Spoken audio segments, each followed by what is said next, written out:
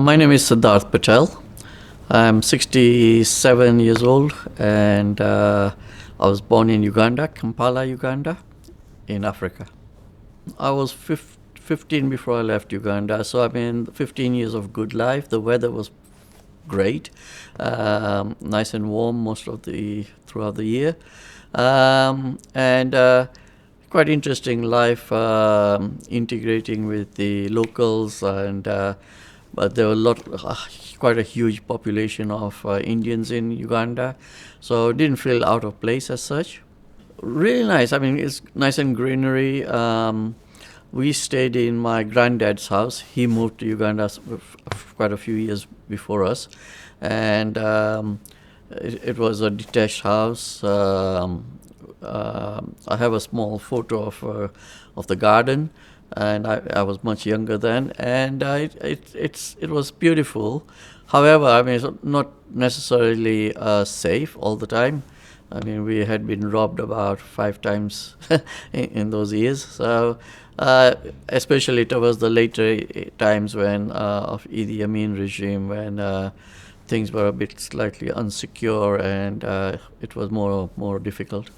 It happened at night. I mean, in one instance, they actually broke our front door, but our house was split into, divided into two. So we had our somebody staying in the house.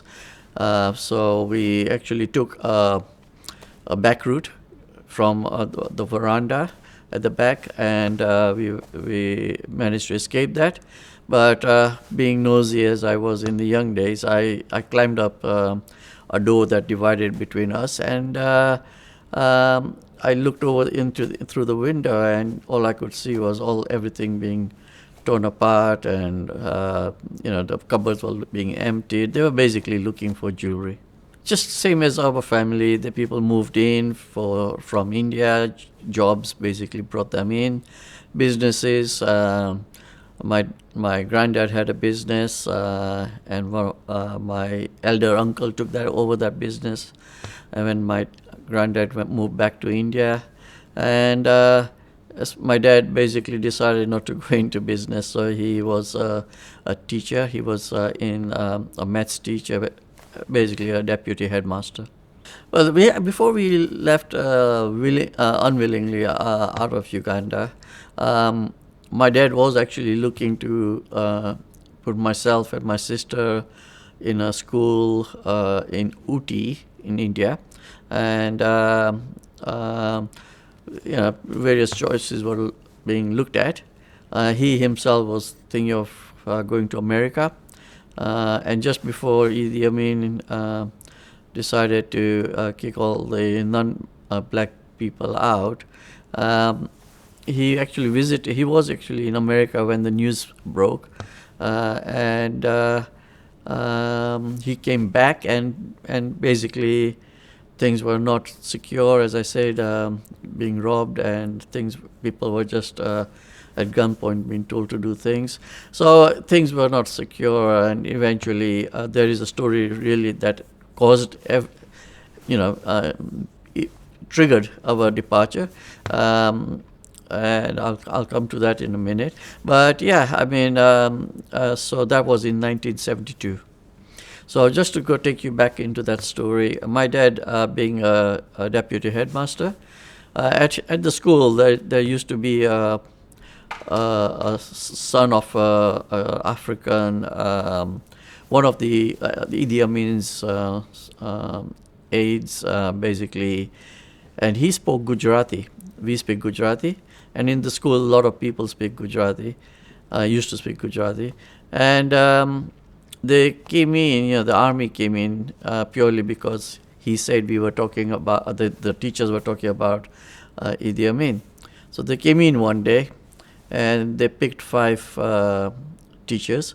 So my dad being a deputy head, he was picked. The headmaster was picked, and 3 other teachers were picked. And nobody wanted to drive with a gun at their head. So unfortunately, my dad picked the short straw as such, and he drove. They went to this prison where as they were being taken to a interrogation room, they passed a lot of heads poking out of the ground, and basically a torturing system there. The whole body is buried, the head is sticking out, the sun is bright and hot, and all they do is put a glass of water in front of them, which they can't obviously drink. And that's the way of torturing that was going on. And anyway, they went into this interrogation room. Each one was interrogated, and luckily for them and us, all of them answered the question in the same way. So they were released. So within 2 weeks, we packed up everything as much as we could and left. So that was in 1972. Came to UK in October of 1972. It was quite frightening. Was the way I can explain. Before all that happened, Uganda was very safe. We used to wander at night, and not a big issue. Of course, in every cities and every towns, you got to look out for any mugging and things. But otherwise, it's much safe country and city to stay in. In terms of how I felt pretty angry to be thrown out.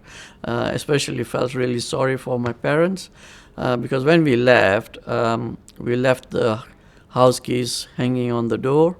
We left the car keys hanging in the car, and basically didn't tell anybody, and we just left.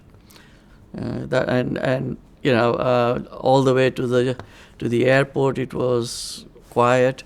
My dad didn't come with us. The three of us, mother and two kids, we went on our own in a transport bus, a coach that took us from the city to the airport. My dad decided to follow a bit later because there were rumors that they tended to split up the families if they find that they were all traveling together. So basically, that was tough. It was pretty shaky, and we got to Entebbe, and until then, you never knew what happened. My dad, being a teacher, obviously he was exempted, so we could have stayed. But with that type of life, we didn't want to stay, so we fled, basically. In school, it was all English. It's just that there were a lot of Gujarati teachers, so they tended to speak in Gujarati in the class in a non-classroom environment. So in their staff area, they spoke in Gujarati. Not all of them, but generally, quite a few. Proportion-wise, there was maybe 70-30. There were quite a lot of friends that we left. As a matter of fact, I have a school photo. Unfortunately, I can't remember all the names of the last school photograph we took together before we left. And I finally, after all these years, managed to get in touch with one person, which was good to touch base. And he lives in London, Harrow, and keep in constant contact with them. As the saying goes, how true it is, we don't know. But he wanted to make the country black. He wanted to expel non-black people, and he gave 90 days to everybody pack up and go. And essentially, if you take anything valuable, then on the way to the airport, it gets taken away from you. So essentially, we left with 50 pounds in our pocket for the family, and that's how we left. As I said, it was shaky all the way to the airport. We got in on the plane, and it was a relief. It was a relief as soon as we landed in UK. So it mixed feelings, but it was more frightening towards the end. But one thing was for sure was that while in those 2-3 weeks, we shifted from our house because of the incident that my dad had gone through, and we moved into another house. And because we couldn't take anything, there was all the loose change was always kept on a cupboard, and my sister and I used to take as much as we wanted to and just went and helped ourselves. My favorite being a mogo. I don't know if you know what mogo is. It's cassava chips, and that was my favorite. And I had a whole lot before I came to UK.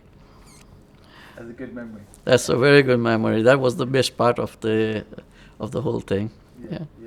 Well, it sounds because no school, nothing. Just do whatever you like. Yeah. Yeah.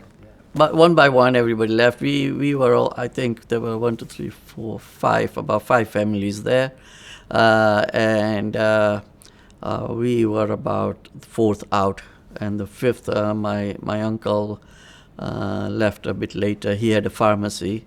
My maternal side of the uncle had a pharmacy, and he packed up his business and left after about a year. So, having left Entebbe, we landed at Stansted. October, it was really cold, coming from mid-20s to, I don't know what temperature it was, but it felt like it was minus something, but it was so cold and windy and rainy. And yeah, I mean, that was a bit disappointing to feel that. But UK was ready for us. There was a coach ready to take us.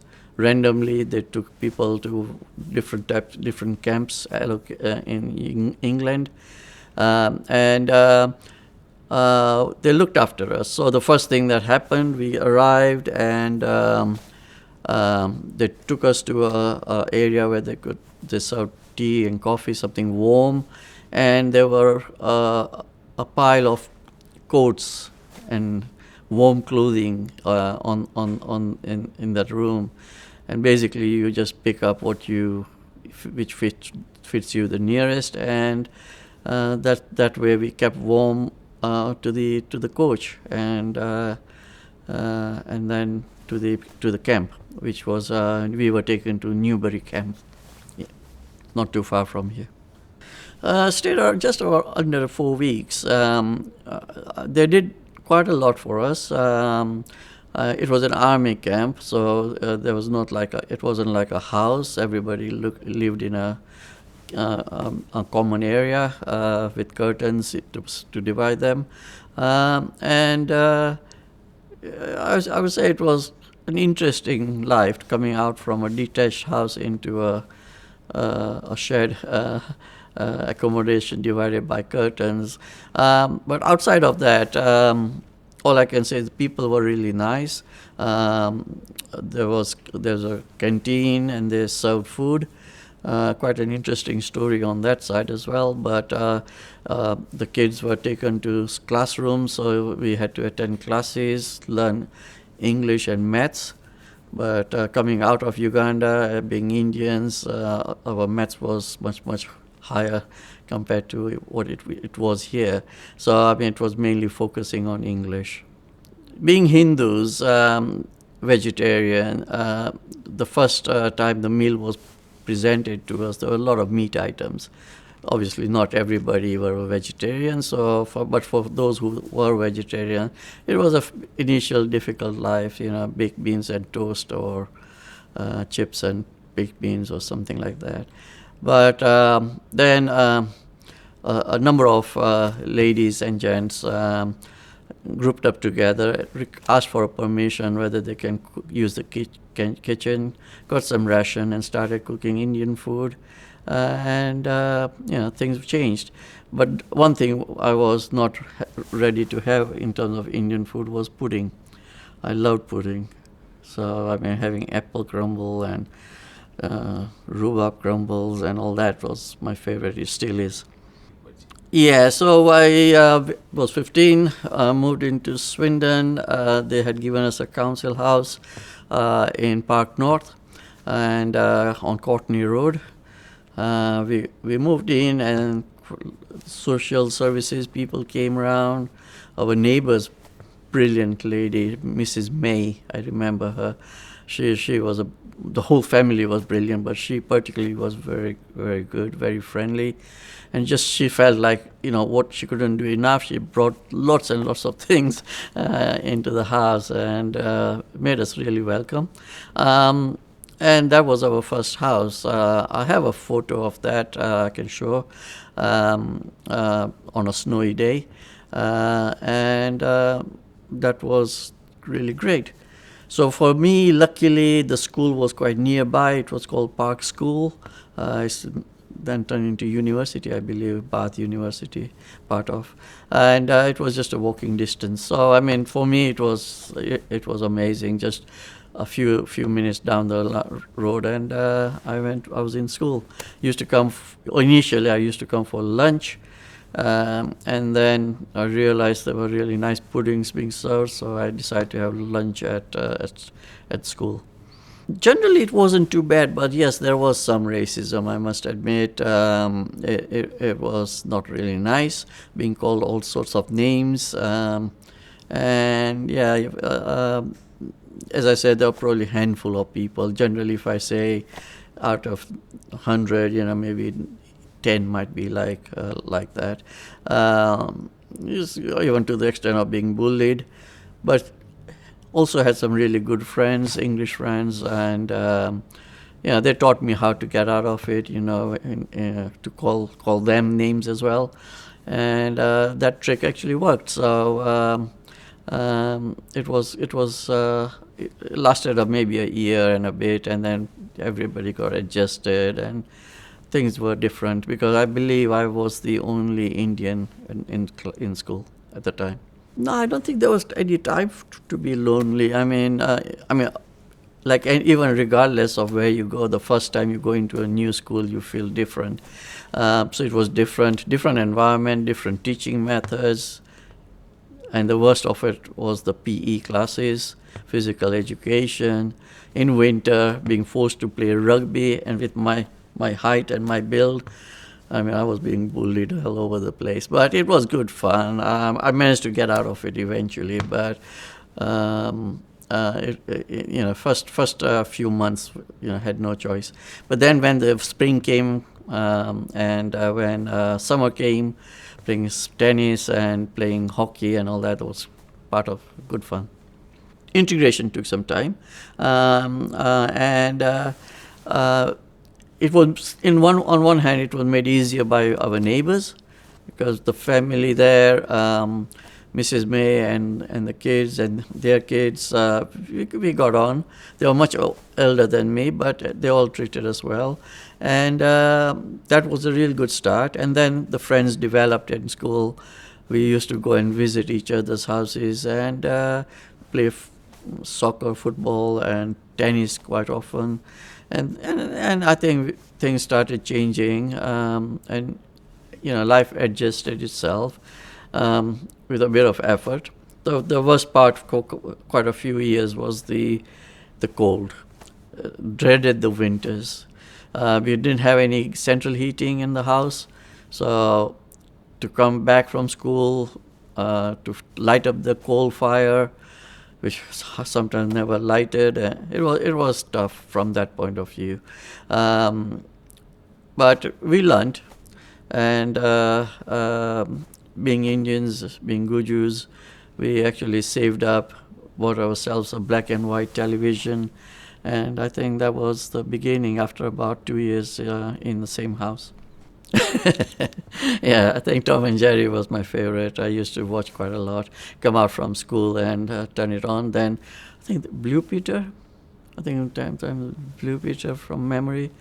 Didn't watch much movies. Wasn't allowed to. Just had a half an hour before we had to go back and discipline ourselves and do some homework and get on with work. Because my parents both used to work out, so nobody was at home until 5:30 or even 6. Yeah, the Hindu Samaj. When we arrived, there were 5 families that got transported from Newbury camp.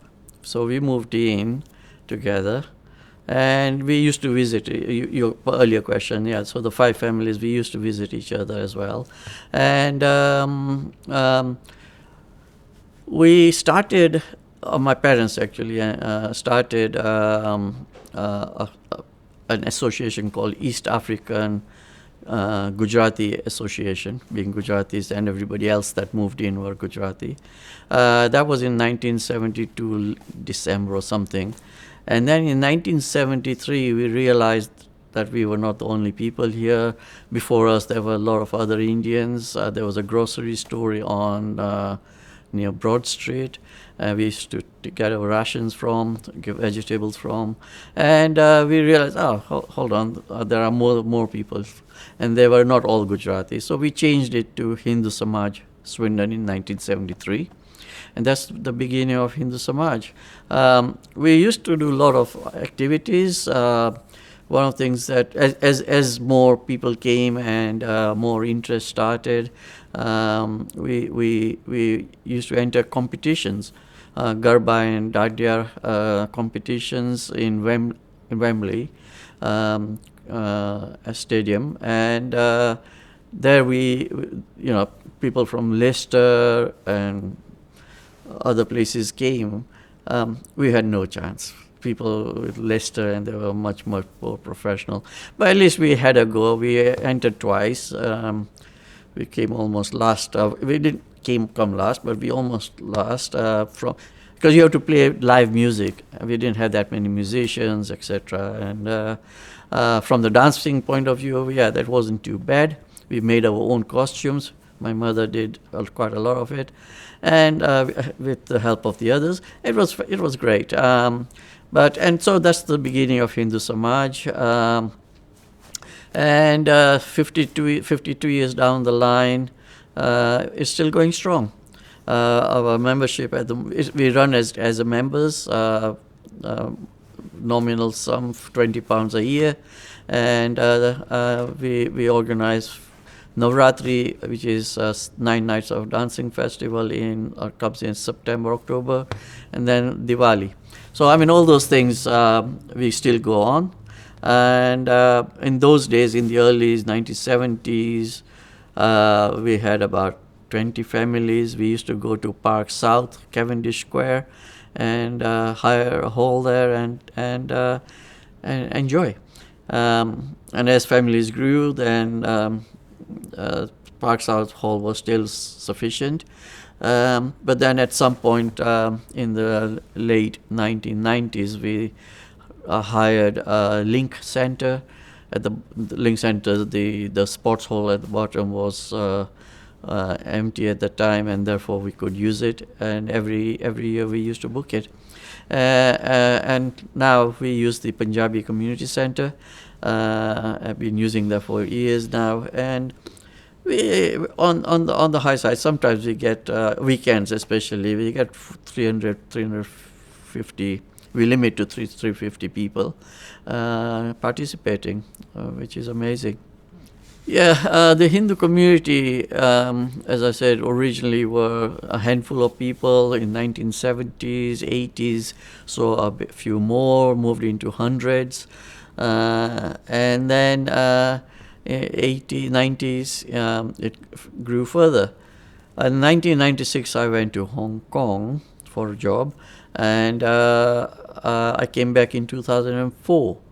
That was a real change. 2004, before I went to Hong Kong, I knew almost every Hindu that were in Swindon. Came back in 2004, and I was lost. I felt like I came to a different town altogether. So population has grown, and at the moment it's really exploding. Maybe 2,000 plus Hindus living in Swindon, maybe more. And currently we actually celebrate a lot of functions and events, not just Navratri. We did lease a property from Swindon Borough Council in 2022, Wyvern House, which is just opposite Wyvern Theatre. on a 7-year lease. And there it's a community center. We have a small prayer room, and yeah, it's pretty good. I see myself as British Indian, I would say. The reason is that obviously your blood is in you. You can't get rid of it, and I don't particularly want to get rid of it. I am Indian, but I feel I've adjusted to the British life, and although I don't eat meat, etc., I haven't adjusted that much. I still find that. Various aspects of things we do in a British way. My children, I grew them up as English, but they have adopted more of British way of enjoying life than I did, and I expect my grandchildren will be even more British. Yeah. I don't think it disappoints. It was expected, to be honest. If you're going in, it's like live like the Romans live. You go, you adjust to life. But the main thing is, you shouldn't lose your base. You are what you are, and you should maintain it. I speak Gujarati. My children speak Gujarati, and trying to get grandchildren to speak Gujarati.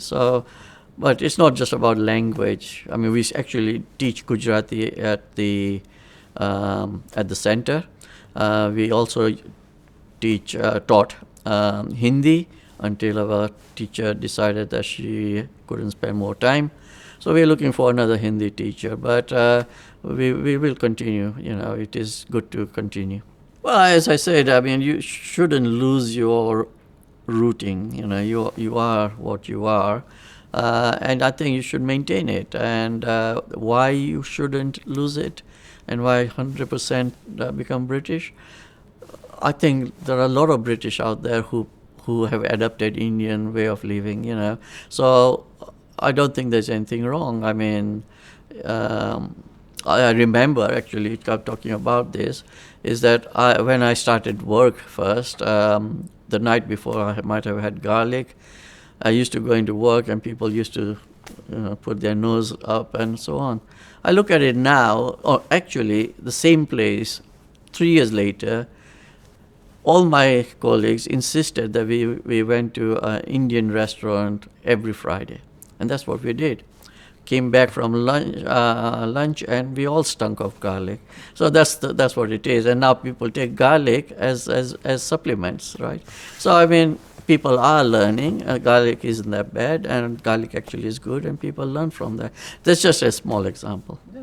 No, as a matter of fact, they were always looking forward to sharing with us, and not only neighbors, even my colleagues at work. School was different because I didn't take anything into school as such, except on certain events where you have to take your own, take food, share food, etc.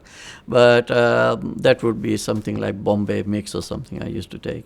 But in terms of food itself, no, as I said, half of my lunch was eaten by my colleagues, so I had to always starve.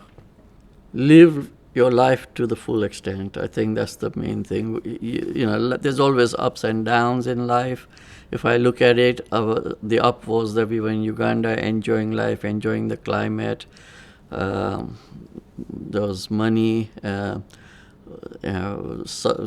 People help us at home. You came here, and here you have to do everything by yourself. And that was a kind of a struggle, to be honest, to wash your clothes. If you didn't have a washing machine, do it by hand.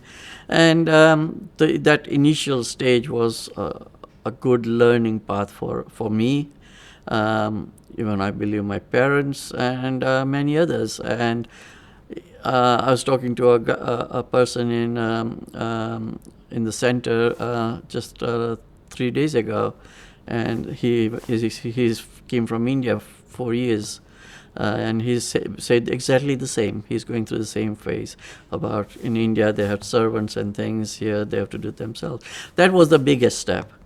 But you know what? I think that is a good step, because you learn, and one of the things I learned was DIY, doing everything yourself, to the extent that when I came back from Hong Kong, we had the house fully renovated, and the bathroom was not done purposely because I wanted to select my own bath suites, and came and looked for a plumber. People used to come, check, give me a quotation. Some never give me a quotation. And I say, okay, go ahead. When can you come? Well, maybe 3 months, 4 months, 5 months.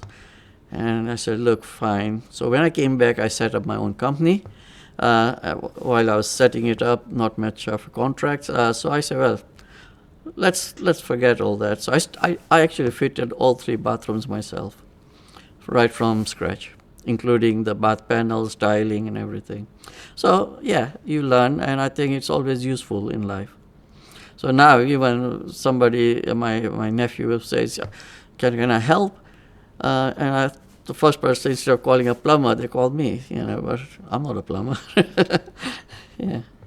So yeah, you learn, and I think it's good that people need to go through ups and downs to learn in life.